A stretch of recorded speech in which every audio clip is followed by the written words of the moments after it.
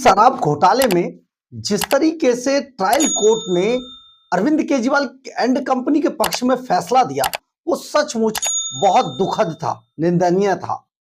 अदालतों के खिलाफ कोई कुछ बोल नहीं सकता, ना बोलना भी नहीं चाहिए। लेकिन अब ये फैसला एक बार फिर से देश में और खास तौर पर दिल्ली के अंदर बहुत चर्चा का विषय बना हुआ है। चर्चा इस बात की है कि आखिर इतना सब होने के बावजूद कोई भी कोर्ट किसी आरोपी को, किसी मुकदमे को इस तरीके से कैसे गिरा सकती है। एक जांच एजेंसी जिसके कर्ता धर्ता जो इन्वेस्टिगेशन ऑफिसर होते हैं, वो अपना सब कुछ झोंक कर इस इन्वेस्टिगेशन को पूरा करते हैं और हमारी अदालतों में बिना किसी फाइल को, बिना किसी गवाह को, बिना किसी सबूत को देखे सीधा डिसमिस कर दिया जाता। आखिर क्यों? ये बड़ी चर्चा है और चर्चा इसलिए भी है क्योंकि सब कुछ था उस फाइल के अंदर। सीबीआई ने अपनी जान लगा दी थी, लेकिन इसके बावजूद ये दुखद फैसला आया। ये बहुत दुखद था। हालांकि आज ईडी भी इस मामले को लेकर हाईकोर्ट चली गई है और उन्होंने कहा है कि इस तरीके से तो इन्वेस्टिगेशन ही प्रभावित हो जाएगी। अगर अदालतें ऐसा फैसला देंगी कि बिना देखे ही आंख मूंद कर केवल विचारधाराओं पर अगर चीजें चलेंगी तो सब कुछ खत्म हो जाएगा, हमारा सिस्टम खत्म हो जाएगा। इसी बात को आगे बढ़ाते हुए हम आपको 3 ऐसे किरदारों के बारे में बताने जा रहे हैं जिनको आप सुनेंगे तो आपको पता लगेगा कि 100 करोड़ रुपया किस तरीके से दिया गया था। और ये 100 करोड़ रुपए की पाई पाई का हिसाब इन लोगों ने दिया था और इन सभी की जो 164 के बयान थे वो दर्ज किए गए थे। 164 के बयान हम एक बार फिर बताते हैं आपको। एक ऐसे बयान है जो मजिस्ट्रेट के सामने दर्ज कराए जाते हैं और एक बार दर्ज हो जाए तो फिर उनको कोई क्रॉस कर नहीं सकता। अब आपको हम ये सारी चीज बताने जा रहे हैं। आप जरा थोड़ी देर, आप 7 से 8 मिनट इस बात को सुनिए, आपको समझ आ जाएगा। 3 किरदारों के बारे में हम आपको बताने जा रहे हैं। नमस्कार, मैं हूं कुमार गजेंद्र। जनपद ऑन द स्पॉट में आपका स्वागत है। हमारे एक दूसरे social media platform podcast with Kumar Gajendra में भी आपका स्वागत है, जहां आप हमें सुन सकते हैं। ये जो शराब घोटाला है, इसमें सारी चीजें पहले तो फोन पर और एक दूसरे के मैसेज पर डिपेंड थी। मतलब विजय नायर इसमें पैरवी कर रहे थे। सबसे आगे जो अरविंद केजरीवाल के बॉय थे वो विजय नायर थे। वही विजय नायर जो बिल्कुल फ्लैग स्टॉप रोड पर अरविंद केजरीवाल के शीश महल के बंगले के बराबर में बंगले में रहते थे। और ये बंगला किसी और का नहीं, अरविंद केजरीवाल के मंत्री कैलाश गहलोत का बंगला था। विजय नायर रहते थे। मंत्री को यह बंगला अलॉट नाम से हुआ, लेकिन रहने के लिए इजाजत अरविंद केजरीवाल ने नहीं दी, इसलिए कैलाश गहलोत अपने घर रहते थे और इसमें विजय नायर रहते थे।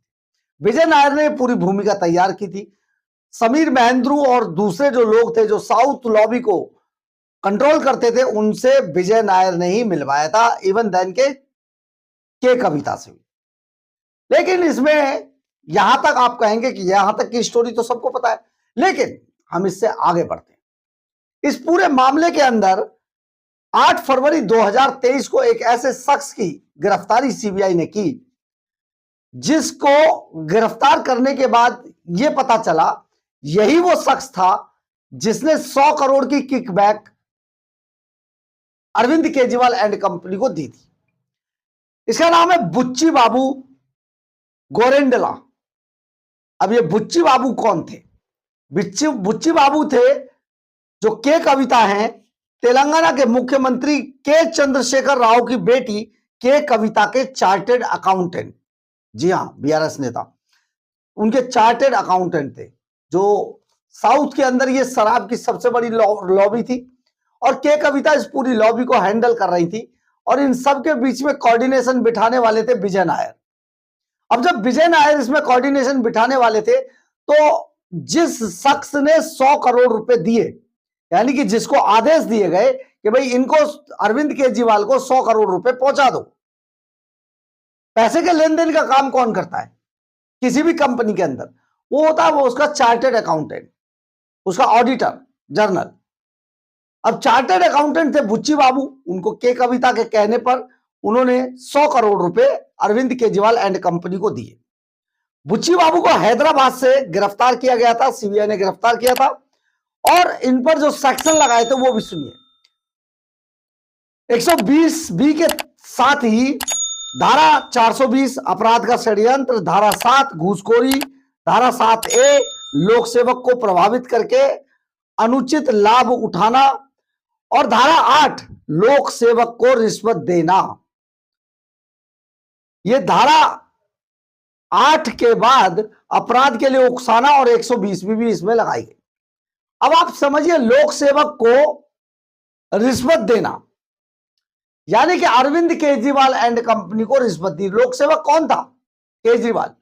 केजरीवाल को यह रिश्वत दी गई थी। ये सेक्शन लगाए। अब इस सेक्शन के बाद जब आखिर सीबीआई बुच्ची बाबू तक कैसे पहुंचे, इसके लिए विजय नायर, बुच्ची बाबू, राघव मंगूटा, इनकी चैट थी के कविता के साथ। के कविता को मैडम के तौर पर, मतलब उनको मैडम कह के पुकारा जा रहा था के कविता को, चैट के अंदर। जो हमने कल आपको चैट दिखाई है उसी चैट की बात बता रहे।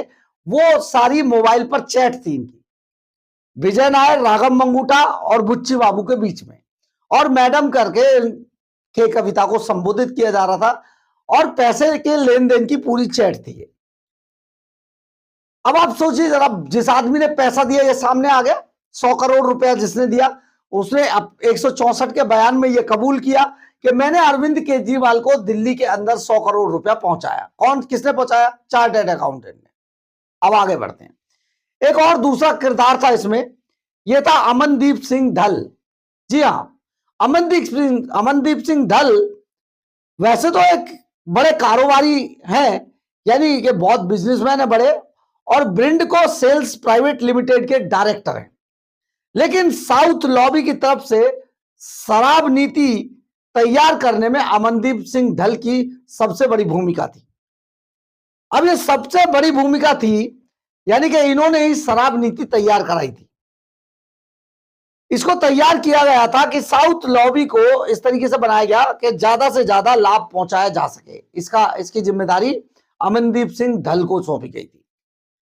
अब अमनदीप सिंह ढल वो शख्स है जिसने रिश्वत की रकम को केजरीवाल के लोगों तक पहुंचाया, यानी कि ये बुच्ची बाबू से ये रकम आती है अमनदीप सिंह ढल तक, और अमनदीप सिंह ढल अरविंद केजरीवाल का, विजय नायर का खास आदमी था। यही आदमी 100 करोड़ की रिश्वत पहुंचाता है अरविंद केजरीवाल तक। इसमें अमनदीप ने इस पूरे लेन देन में ही, मतलब 100 करोड़ की रिश्वत वहां से ली, अरविंद केजरीवाल को दी।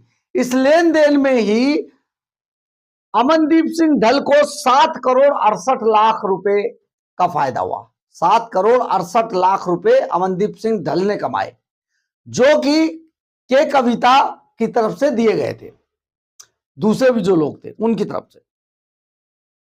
अब एक तीसरा नाम आता है इसमें, अर्जुन पांडे का। अब अर्जुन पांडे कौन है? सीबीआई की एफआईआर में अर्जुन पांडे एक बड़ा महत्वपूर्ण आरोपी है। अर्जुन पांडे ही वो शख्स है जिसने विजय नायर की तरफ से समीर महेंद्रू से एक बड़ी राशि लेकर, मोटी राशि लेकर, जो इनका जो विभाग था वहां तक पहुंचाई थी अरविंद केजरीवाल। मोटी राशि अर्जुन पांडे ने ली और विजय नायर की तरफ से समीर महेंद्रू से लेकर विजय नायर तक ये पूरी राशि पहुंचाई गई थी। अर्जुन पांडे इंडिया अहेड संस्था का में सेल्स विभाग का अध्यक्ष था। इसने उस पूरी रकम को इधर से उधर किया अर्जुन पांडे ने। अब आप सोचिए जरा, इन सबके, ये केवल ऐसे लोग नहीं हैं, इन्होंने इन सबके धारा 164 के बयान दर्ज है, जिसकी कॉपी फाइल में मौजूद है, और उस बयानों में इन्होंने ये कबूल किया कि हमने ये काम किया था अलग अलग। और इन्होंने जब बयान दिए तो उनके आधार पर आगे लोगों तक पहुंचा गया।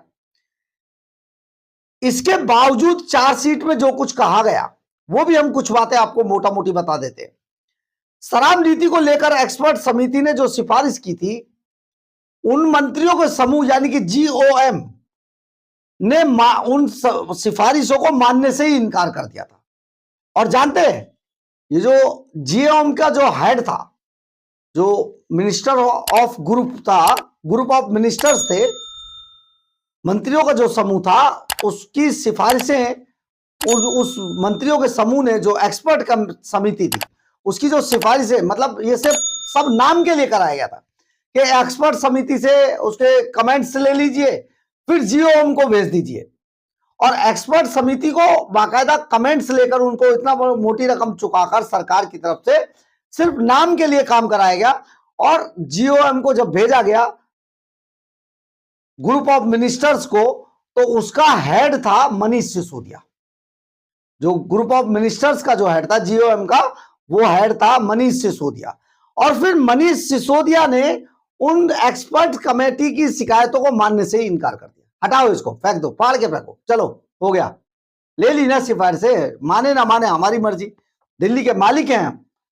तो ये जो दिल्ली के मालिक थे, उन्होंने इस पूरी जो समिति की रिपोर्ट थी उसको मानने से इनकार कर दिया। और इसी जीओएम ने, ग्रुप ऑफ मिनिस्टर्स की जो संगठन था ये, इसी ने सभी रिटेलर्स के जो कमीशन था 5% से बढ़ाकर 12% कर दिया था। यानी कि आपने हमें 100 करोड़ दे दिए, अब हमारी जिम्मेदारी है आपके पैसे उतारना, कमीशन ले लीजिए, लूट लीजिए दिल्ली के खजाने को। 12%, 5% कमीशन हुआ करता था, उसे 12% कर दिया गया। अब बताइए सिसोदिया कितना ईमानदार है, आप बताइएगा, जब लिखिएगा, यह आपको बताना होगा जरूर, क्योंकि आप यहां पर सोचिए सिसोदिया कितना ईमानदार, कैसे कैसे चेहरे दिखाए जाते हैं केजरीवाल के, सिसोदिया के।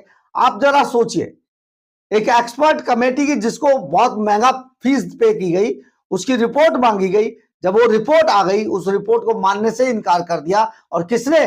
जीओएम के हेड ने, यानी कि मनीष सिसोदिया ने। देखिए कितना ईमानदार चेहरा है ये, आप जरूर बताइएगा। एक और 100 करोड़ की रिश्वत मिलने के बाद मंत्रियों के इसी समूह यानी कि जीओएम ने कमीशन का प्रावधान भी जोड़ दिया साथ में, कि भैया इनको कमीशन भी दे दिया जाए। जिस वक्त ये रिपोर्ट तैयार की जा रही थी, तब ये साउथ लॉबी दिल्ली में ही मौजूद थी। आप ये समझिए, उन्होंने सबने, जो साउथ लॉबी के जो लोग थे जिन्होंने 100 करोड़ रुपया पहुंचाया था, वो उस वक्त दिल्ली के अंदर मौजूद थे। यानी कि यहां पर समिति में कोई अमेंडमेंट किया गया, तुरंत वहां से फाइल लेके बंदा के कविता के पास जाएगा या दूसरे लोगों के पास जाएगा, वो उसे चेक करके बताएंगे इसमें और ये करना है।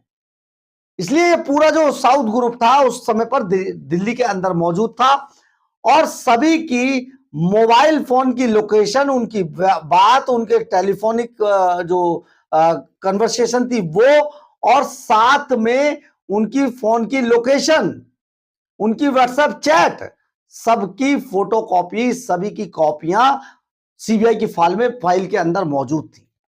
सोचिए जरा। अब आप यहां पर यह भी समझ लीजिए कि अगर व्हाट्सएप चैट किसी की है, तो व्हाट्सएप चैट तो मतलब साफ ही हो गया ना कि भाई इन्होंने आपस में किया है।